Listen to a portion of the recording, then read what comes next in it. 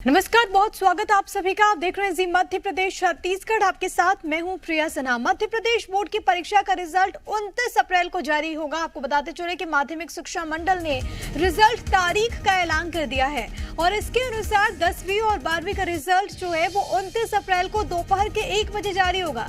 छात्र छात्राएं www.mpresults.nic.in पर अपना परीक्षा परिणाम देख पाएंगे।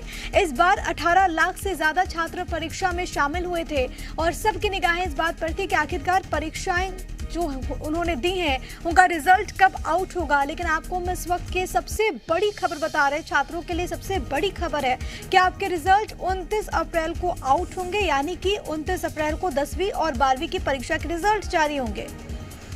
आकाश त्रिवेदी मेरे साथ, मेरे सहयोगी तमाम जानकारी के साथ राजधानी भोपाल से इस वक्त लाइव मौजूद हैं। आकाश, छात्र छात्राओं का इंतजार 29 अप्रैल को खत्म हो जाएगा क्योंकि दोपहर को 29 अप्रैल को रिजल्ट जारी होंगे 10वीं और 12वीं बोर्ड के।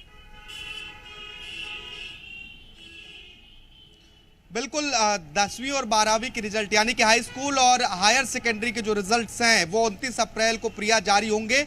दोपहर 1 बजे माध्यमिक शिक्षा मंडल छात्रों के रिजल्ट को आउट करेगा। वेबसाइट पर, चाहे वो एमपी ऑनलाइन की वेबसाइट हो या फिर www.mpresults.nic.in पर लॉगिन करके छात्र अपना रिजल्ट देख सकते हैं। देखिए, इस बार फरवरी और मार्च महीने के दौरान एमपी बोर्ड की परीक्षाएं हाई स्कूल और इंटरमीडिएट की आयोजित की गई थी। 10वीं और 12वीं की परीक्षाएं थी। करीब 18 लाख विद्यार्थी शामिल हुए थे। पिछली बार भी लिखित रूप से परीक्षा हुई थी और इस बार भी पूरी नियमों के तहत, लेकिन इसके पहले क्योंकि कोरोना का काल था इसलिए परीक्षाएं जो थी वो औपचारिक तौर पर उस तरीके से संचालित नहीं हो पाई थी। अब 18 लाख बच्चे परीक्षा में जो शामिल हुए थे उनका रिजल्ट 29 तारीख को जारी होगा। इस बार कोविड के चलते कुछ नए प्रावधान भी रिजल्ट में देखने को मिलेंगे कि किस तरह से कॉपियों को जांचा गया है, क्योंकि वैकल्पिक प्रश्न इस बार ज्यादा थे और लोगों को थोड़ी सी सुविधा देने की कोशिश जरूर माध्यमिक शिक्षा मंडल की ओर से की गई थी। तो अब देखना होगा कि बच्चों का परसेंटेज जो है वो फर्स्ट और सेकेंड के लिहाज से कितना होता है और किस तरीके से एमपी बोर्ड के छात्र अव्वल श्रेणी में आते हैं इस बार। बिल्कुल, ये देखना बहुत ज़्यादा अहम होगा क्योंकि आकाश, जैसे कि आपने जिक्र किया कि इससे पहले हमने देखा कि कोविड के वजह से, कोरोना की वजह से बहुत सारी चीज़ें प्रभावित हुई। बीच में हालात कुछ नियंत्रण में आए और उसके बाद परीक्षाएं आयोजित की गई थी। एग्जाम पैटर्न्स में बहुत सारे बदलाव हुए थे, मार्किंग को लेकर भी बहुत सारे बदलाव किए गए थे। अब जो रिजल्ट आएगा वो बताएगा कि वाकई में कितना उसका प्रभाव पड़ा है।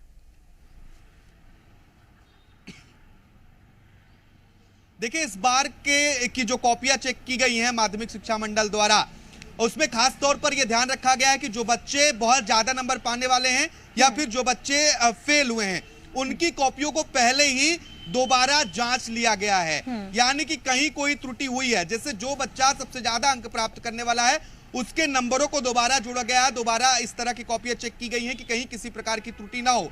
इसके अलावा जिन बच्चों के अंक बहुत ज्यादा कम हैं उन बच्चों की कॉपियों को भी दोबारा जांचने की कोशिश की गई है और नंबरों को जोड़ा गया है कि कहीं किसी भी प्रकार से किसी बच्चे का नंबर कम ना हो या फिर गलत तरीके से किसी को ज्यादा नंबर ना मिले।